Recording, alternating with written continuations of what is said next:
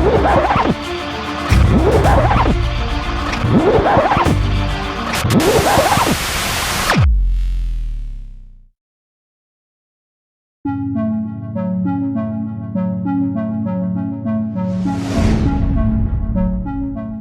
guys, Desi Dikira Felda and welcome back trendingdunia.com. Make sure kalian udah subscribe and terutama buat kalian yang suka teori konspirasi peradaban sejarah. Gimana kabarnya hari ini? Semoga kalian lagi chill, sehat, dan kalau lagi nggak baik-baik aja, at least kalian punya tempat buat rehat sebentar di sini bareng gue. Sebelum kita lanjut, jangan lupa, kalian tahu nggak sih? Kadang kota itu punya dua wajah, kayak kita juga. Ada versi yang kita tunjukin ke dunia, sama ada versi yang kita simpen rapet-rapet. Nah, di Amerika ada satu kota yang bisa dibilang mewakili banget konsep ini. Namanya Philadelphia. Yes, kota tua yang udah jadi saksi lahirnya sebuah bangsa. Kalau ngomongin Philly, yang kebayang tuh langsung Liberty Bell, Independence Hall, jalan-jalan batu kuno yang penuh sejarah. Kota para Founding Fathers, tempat ditandatanganinya Declaration of Independence 1776. Basically, kota ini tuh kayak panggung megah buat cerita kemerdekaan Amerika. Tapi, seperti biasa, ada cerita lain yang nggak muncul di brosur turis. Cerita yang nggak jarang diposting di Instagram travel, dan mungkin nggak mau ditunjukin sama pemerintah Amerika ke dunia luar. Di balik Liberty Bell yang ikonik, ada bunyi lain yang terdengar. Bunyi itu bukan lonceng, tapi bunyi napas orang-orang yang hidup di jalanan. Yes guys, hari ini kita bakal ngomongin Hidden Face of America, the real one. Bukan Times Square yang penuh neon lights, bukan Hollywood sign, bukan Wall Street, tapi sisi lain yang dingin, sepi, dan kadang bikin kita mikir, kok bisa ya negara adidaya kayak Amerika punya wajah kayak gini? Kota yang bersejarah tapi penuh kontradiksi. Philadelphia itu sering dipanggil the birthplace of America. Semua turis datang buat foto di Liberty Bell atau masuk ke Independence Hall. Tapi kalau lo jalan dikit aja dari area turis, lo bakal ngeliat sesuatu yang beda. Di bawah jembatan, di sudut taman kota, di lorong-lorong sempit, ada ratusan bahkan ribuan orang yang literally nggak punya rumah. Data terbaru bilang lebih dari 4.000 orang tunawisma tinggal di Philly. Dan itu baru angka resmi. In reality, bisa lebih banyak lagi. Ada yang tidur di shelter, ada yang di tenda, ada yang cuma beralaskan kardus di trotoar. Kenapa bisa begitu? Nah, pertanyaannya, kok bisa? Philadelphia itu bukan kota kecil, ini kota besar, bekas ibu kota Amerika dan sampai sekarang jadi pusat pendidikan, ekonomi, budaya. Tapi ironinya, masalah tunawisma di sini parah banget. Ada beberapa faktor, ekonomi yang timpang. Ada orang-orang kaya yang tinggal di gedung tinggi, sementara satu blok aja udah beda dunia. Krisis perumahan, harga sewa naik gila-gilaan, gak kebayar sama gaji pekerja level bawah. Kesehatan mental dan kecanduan. Banyak tunawisma di Philly juga struggling sama mental health issues dan penggunaan obat-obatan. Kalau kalian pernah dengar nama Kensington Avenue, nah itu udah kayak epicenter dari masalah ini. Jalanan panjang yang sering digambarin sebagai salah satu tempat dengan krisis narkoba terparah di Amerika. Orang-orang bisa lihat langsung gimana banyak orang hidup dalam kondisi yang honestly heartbreaking. Kisah manusia, bukan statistik. Tapi jangan salah, jangan keburu ngejudge. Karena di balik angka-angka itu, ada cerita personal yang bikin kita mikir dua kali sebelum bilang, itu salah mereka sendiri. Ada veteran perang yang pulang dari misi, tapi nggak pernah dapat support mental yang cukup, akhirnya jatuh miskin. Ada ibu tunggal yang kerja 2 shift, tapi tetap nggak bisa nutup biaya sewa apartemen. Ada anak muda yang kabur dari rumah karena abusive, akhirnya nggak punya tempat pulang. Mereka ini bukan cuma angka di laporan tahunan, they're real people with real struggles. Kontras Philadelphia. Bayangin gini deh, di satu sisi kota ada Reading Terminal Market, tempat kulineran yang rame banget, turis ngantri beli cheesesteak. Tapi cuma beberapa blok jauhnya ada orang yang lagi cari makanan dari tempat sampah.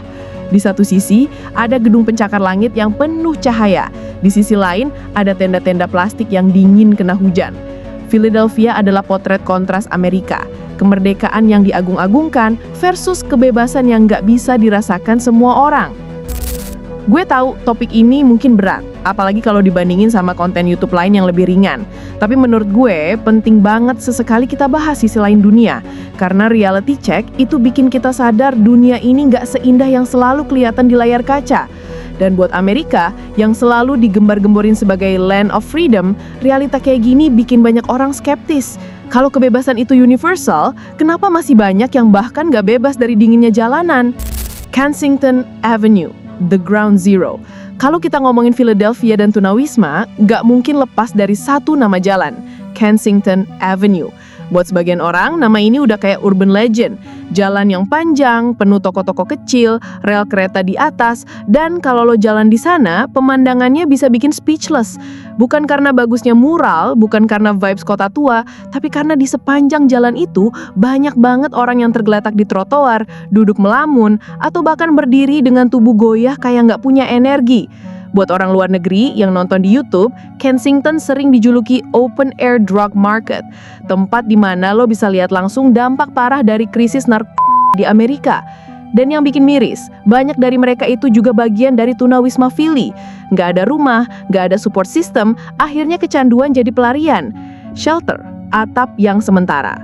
Pemerintah kota itu emang punya shelter, tempat penampungan tunawisma. Tapi masalahnya, kapasitasnya jauh dari cukup. Banyak orang ngantri, rebutan bed, kadang shelter penuh, kadang aturan di dalamnya terlalu ketat. Ada orang yang bilang, lebih baik tidur di jalan daripada masuk shelter tapi dibatasin gerak. Dan jangan lupa, sebagian shelter juga punya batas waktu. Lo cuma boleh tinggal beberapa minggu. Setelah itu, back to the streets. Jadi kalau kita mikir, kenapa mereka nggak masuk shelter aja sih? Jawabannya nggak sesimpel itu. Mata rantai kemiskinan. Di balik Tunawisma, ada mata rantai panjang yang bikin orang susah lepas. Mulai dari kehilangan pekerjaan, biaya hidup naik, sewa rumah nggak kebayar, akhirnya diusir. Begitu lo udah kehilangan rumah, makin susah cari kerja, karena alamat aja lo nggak punya. Belum lagi stigma, banyak perusahaan yang nggak mau nerima orang dengan background Tunawisma. Itu kayak vicious cycle. Once you fall, susah banget buat naik lagi. Dan ini bukan sekedar cerita orang malas kerja. Banyak dari mereka dulu punya pekerjaan tetap, punya keluarga, punya kehidupan normal. Sampai akhirnya satu masalah finansial, satu penyakit, atau satu tragedi bikin semuanya runtuh. Kisah-kisah yang jarang diceritain. Di balik Philadelphia, ada kisah manusia yang jarang mau didengar. Gue sempet nemuin kisah tentang seorang pria bernama James. Dia dulunya veteran perang Irak. Pulang dengan PTSD, nggak ada support mental yang cukup, akhirnya kehilangan arah. Dari tentara, jadi tunawisma di Philadelphia. Ada juga kisah Maria, ibu tunggal dengan 2 anak. Dia kerja di restoran 2 shift sehari. Tapi tetap aja, gajinya nggak cukup buat bayar sewa apartemen kecil. Akhirnya mereka harus tinggal di mobil. Dan yang paling bikin ngilu, banyak anak-anak kecil juga ikut terjebak dalam situasi ini. Anak-anak yang harus ngerjain PR sekolah di kursi belakang mobil atau di lantai shelter yang penuh orang. These are not just random people, they're part of the city. Kontras yang menyakitkan. Lo tahu nggak sih, cuma beberapa kilometer aja dari Kensington ada kawasan elit dengan rumah-rumah mewah. Pagar tinggi, taman rapi, mobil sport parkir di garasi. Bayangin, satu kota 2 realita yang beda banget. Di satu sisi, kota ini bangga dengan universitas kelas dunia kayak UPN dan Temple University. Mahasiswa internasional datang, bayar mahal, nikmatin kehidupan kampus. Di sisi lain, ada orang-orang yang literally nggak punya tempat tidur. Dan ironinya lagi, beberapa shelter tunawisma itu letaknya deket sama gedung-gedung kampus. Jadi mahasiswa jalan ke kelas sambil lewat di depan antrian panjang orang yang mau numpang tidur semalam. Kontras ini bikin Philadelphia jadi potret nyata ketimpangan Amerika. Apa yang dilakuin pemerintah? Pertanyaannya sekarang, apakah pemerintah kota diam aja? Jawabannya, enggak. Mereka punya program bantuan perumahan, program kesehatan mental, dan dana buat shelter. Tapi again, jumlahnya nggak sebanding sama kebutuhan. Bayangin aja, ribuan orang butuh bantuan, tapi dana cuma bisa cover sebagian kecil. Belum lagi birokrasi, nggak semua orang bisa langsung dapat tempat tinggal, harus lewat proses panjang. Dan masalah terbesar, selama akar masalahnya kayak harga rumah yang terus naik dan krisis narkoba nggak selesai, tunawisma bakal terus ada. Philadelphia emang udah coba, tapi banyak orang bilang ini kayak nutup luka besar pakai plester kecil. Philadelphia ngajarin kita satu hal, kebebasan nggak selalu berarti punya sayap buat terbang. Kadang kebebasan yang paling dasar aja, kayak atap di atas kepala atau kasur buat tidur, udah jadi mimpi yang sulit dicapai buat sebagian orang. Dan di balik kota yang diagung-agungkan sebagai tempat lahirnya sebuah bangsa, ada manusia yang terus berjuang biar nggak hilang ditelan sejarah. So guys, kalau lo ngerasa hidup lo berat, ingat, di luar sana ada ribuan orang yang bahkan cuma pengen punya rumah buat berlindung dari hujan. Semoga cerita ini bikin kita lebih manusiawi, lebih peduli, dan lebih sadar kalau dunia ini nggak sesederhana yang ditunjukin layar kaca. Thanks banget udah nemenin gue sampai akhir. Gue tahu topik kayak gini nggak gampang dicerna, tapi kalian masih stay sampai sini. That means a lot. Dan kayak biasa, gue tunggu kalian balik lagi di cerita selanjutnya. Karena di sini, kita nggak cuma nonton, tapi bareng-bareng belajar ngerti dunia sedikit demi sedikit. Sampai jumpa guys, stay safe, stay kind.